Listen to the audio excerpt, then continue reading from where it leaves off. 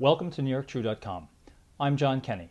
Today we're going to spend 5 minutes with Richard Ravitch discussing the State Budget Crisis Task Force and its recent report on New York State's finances. Richard Ravitch has been a leader in state and city government finance for more than 35 years.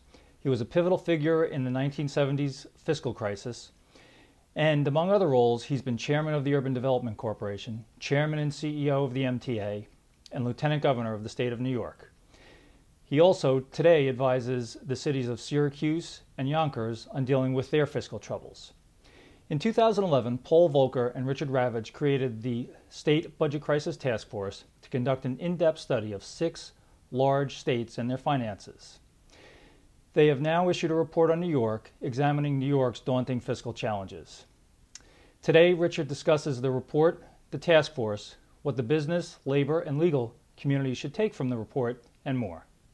Well, when I was lieutenant governor, for which I was appointed because, ostensibly because of the fiscal crisis that the state was facing, I immersed myself in understanding the budget.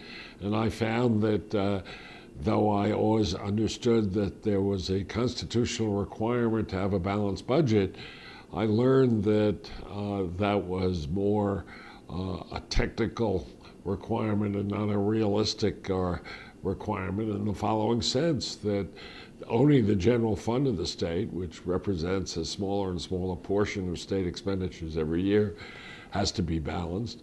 And second, there's no definition of revenue, and therefore the state used the proceeds of borrowing and the proceeds of asset sales and treated them as revenues for budget balancing purposes.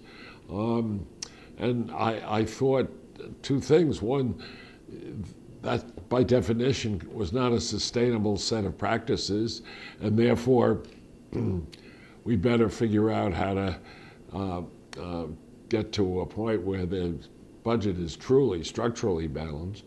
And I made a set of recommendations how to get there, and those were ignored by the government, by the political system. And then I got curious about whether New York was unique in kicking the can down the road to the extent they were. And I began to explore what the situation was with other states, with my good friend and person I admire more than anyone in the world, Paul Volcker. And I met with the National Governors Conference and National Association of Budget Directors and reached out to scholars and found out that New York was not alone, that these kinds of hokey practices were indulged in around the country, that the arms of the federal government, like Treasury and the Fed, had very little knowledge of this, even though, you know, when you really go back to basic government 101, you're reminded of the fact that it is the states under our constitutional system that have the primary responsibility for public safety, for education, for health care, for the public infrastructure. There are 19 million people employed by states and local governments, a multiple many times over of the number of civilian employees in the federal government. And there is a knowledge gap and a political disconnect that's very worrisome, particularly at a time when our economy is struggling. Intended for the business community, the legal community, the financial community, and the people who are interested in the well-being of this state. That in order to be able to have a political impact on the decisions about how much to tax and how much to cut, you have to be informed. And the first step is for the leadership of the business community and the labor community to demonstrate to themselves and their own constituencies that they understand what the numbers are and what's going on. And instead, those very same forces have too often been the reason why we've kicked the can down the road.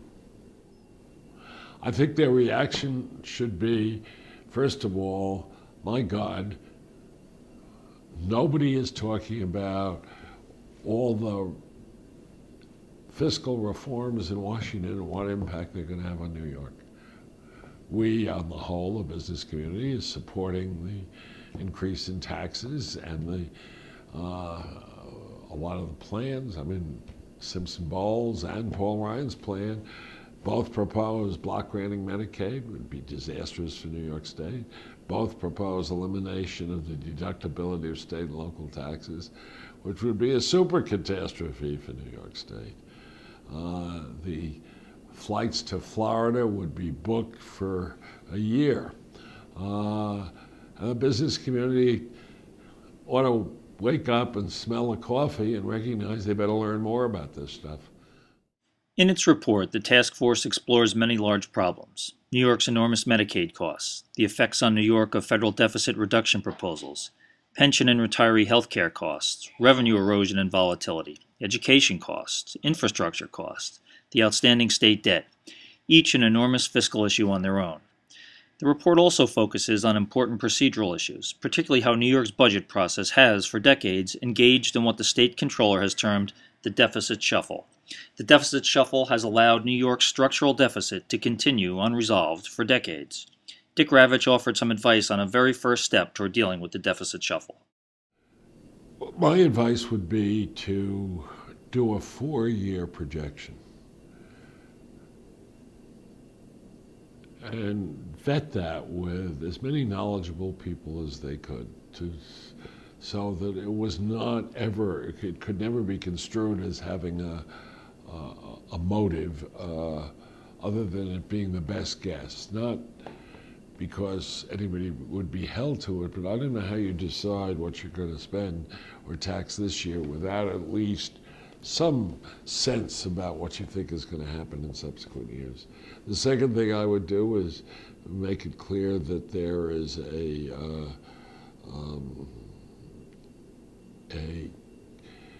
independent look at the budget numbers in the course of a year.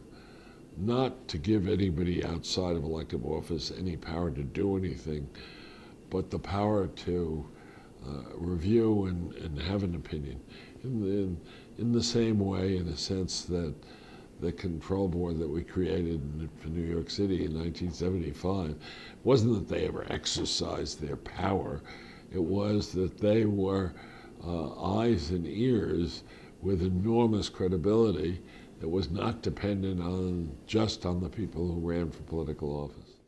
We'll have more from our conversation with Dick Ravitch in later reports, but here's a brief take on New York's fiscal outlook from Dick. Retirement expenses and healthcare expenses are rising a lot faster than revenues are rising, and therefore, unless one has a rational basis for assuming that those lines are going to cross, we're in deep doo-doo.